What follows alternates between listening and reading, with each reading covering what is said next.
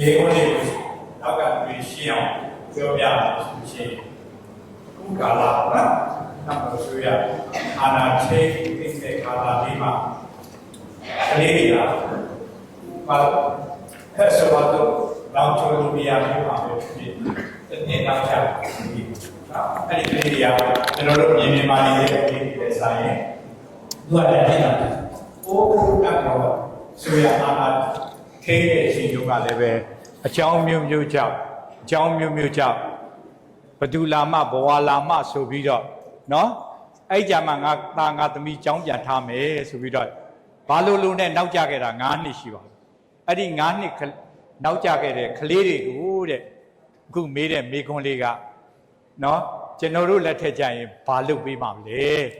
မနစ်နာရအောင်အခုအဲ့တော့ grade 5ရှိခဲ့တဲ့ကလေးကသူ့တငယ်ချင်းတွေကတော့9နှစ်ရှိ grade 10ရောက်သွားပြီသူတို့ခင်ဗျားတော့ grade 5ပဲရှိတယ်ဒါလေးတွေကိုဘယ်လိုလုပ်ပေးမှာလဲလို့ရှင်းခိုင်းတာပါခင်ဗျာအဲ့ဒါနဲ့ပတ်သက်ပြီးတော့ကျွန်တော်တို့ဥက္ကဋ္ဌကြီးတို့ကျွန်တော်တို့တွေအမြဲတမ်းခေါင်းခြောက်ပါခင်ဗျာကျွန်တော်တို့အခုဒီမှာခြေုံလို့ပြောရမယ်ဆိုလို့ရှိရင်အဲ့ဒီ9နှစ်တာကာလအတွင်းမှာကျောင်းမျိုးကျောင်းပြပပညာရေးကျန်တဲ့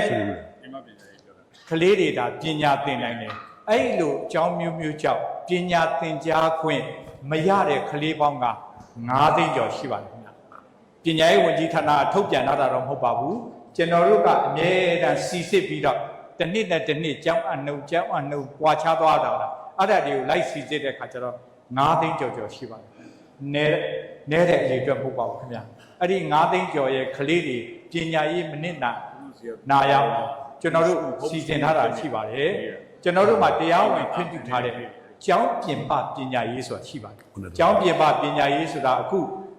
ကျောင်းထက်မှာတက်နေတဲ့သင်ရိုးညွှန်းတိုင်သင်တာပါခင်ဗျသင်ပြီးလို့ရှိရင်အနိစ္စဆုံးဆောင်မှုဘက်မှာသူတို့ဝင်ဖြေတာပါခင်ဗျဝင်ဖြေလို့ရှိရင်အဲ့ဒီကလေးတွေကို intensive course ပေါ့နော်ကျွန်တော်တို့ကဘာဖြစ်မလဲဆိုလို့ရှိရင်သင်ခိုင်းပြီးတော့အနိစ္စဆုံးဆောင်မှုဘက်မှာဝင်ဖြေလို့ရှိရင်အခု9နှစ်ကွာထားတာမှန်သမျှကိုကျွန်တော်တို့တွေတွက်ချက်မှုရဆိုလို့ရှိရင်ကျွန်တော်တို့စိတ်ကူးအရာတွက်ချက်မှုရဆိုရင်နောက်3နှစ်အတွင်းမှာဒီကလေးတွေကအခုသူတို့တငယ်ချင်းတွေရဲ့အတန် grade 10လောက်နဲ့ညီသွားတယ်ဘယ်လိုစီစဉ်ထားပါအချိန်တော့ပေးရတယ်ခင်ဗျာအဖြစ်လို့လဲဆိုတော့တတ်မှတ်ထားတဲ့ချင်းမပြည့်မီပါဆိုလို့ပြည့်မီအောင်တော့ဒီကသင်ရိုးညွှန်းတာတိုင်းပဲသင်တယ်ဒါပေမဲ့သူတို့မှကြတော့ကျောင်းချိန်ဆိုတာမရှိတော့ပါဘူးဘာဖြစ်လို့လဲဆိုတော့သူတို့အားတဲ့အချိန်ရဲ့ဒီကသင်ပေးမဲ့လူနဲ့ညှိပြီးတော့ဆိုအရင်ကလည်းရှိခဲ့ပါတယ်ခင်ဗျာကျွန်တော်တို့မှာမြို့နယ်ပေါင်း80ကျော်ကိုလုတ်ကင်နေတာရှိပါတယ်မြို့နယ်ပေါင်း330ကျော်မှာ80ကျော်ကိုနှစ်စဉ်အကောင့်ထဲပေါ်နေတာရှိပါတယ်အဲ့ဒီအကောင့်ထဲပေါ်ဖို့အတွက်လည်းပဲဂျပန်ကနေပြီးတော့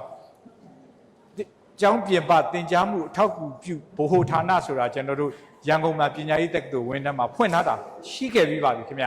ဒါပေမဲ့အခုလောလောဆယ်မှာတော့မနစ်ကတော့ကျွန်တော်တို့35မြို့နယ်ပဲတည်ထောင်နိုင်တယ်အကယ်၍ကျွန်တော်တို့ဟိုဟာဖြစ်လာတောင်းယူလာပြီးတဲ့အချိန်ကြလို့ရှိရင်ကျွန်တော်တို့ကဘာလုပ်မလဲဆိုရင်ဒါကိုတိုးချဲ့ပြီးတော့ကျွန်တော်တို့ကလုပ်ပါမယ်ဖြစ်နိုင်ရင်မူလာတန်းကောအလယ်တန်းကောအထက်တန်းကော330လုံးမှာစူးစမ်းမယ်ဒါမှမဟုတ်ရင်ဥပမာဆိုပါစို့မန္တလေးမြို့ပေါ်မှာဆိုတော့မြို့ပေါ်9မြို့နယ်ကိုအနည်းဆုံးကျွန်တော်တို့4မြို့နယ်လောက်လုံနိုင်မှာပေါ့ထို့တူပဲဥပမာပသိမ်ကြီးဆိုလဲကျွန်တော်တို့စီခေါ်မယ်ဒီသဘောမျိုးတွေပေါ့နော်အဲ့လိုပုံစံမျိုးနဲ့ကျွန်တော်တို့လေ့ကျင့်ပေးရင်အခုအဲ့တုန်းက grade 5နဲ့ထွက်သွားပြီးတော့သူ့တငယ်ချင်းတွေကအခု grade 10ရောက်တဲ့ကလေးတွေက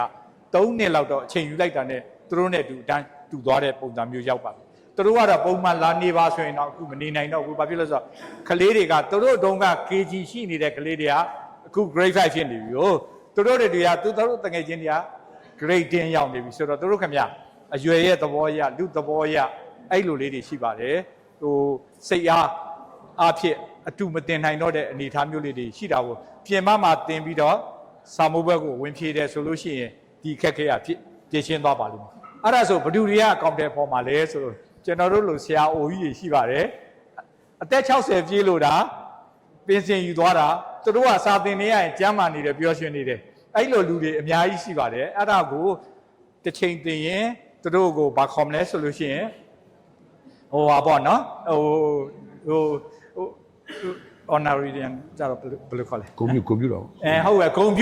ဂုံပြူချင်းငွေတစ်ချိန်ကိုဘယ်လောက်ပေးမယ်ပေါ့နော်ဂုံပြူချင်းမြင့်ငွေဘယ်လောက်ပေးမယ်ပေးလိုက်မယ်ဆိုလို့ရှိရင်ကျွန်တော်တို့ကဘာဖြစ်လဲဆိုတော့အဲ့လိုလူတွေကအမြဲတမ်းတင်ပါတယ်ကျွန်တော်တို့ငယ်ငယ်တုန်းကရှိခဲ့ပါတယ်ခင်ဗျ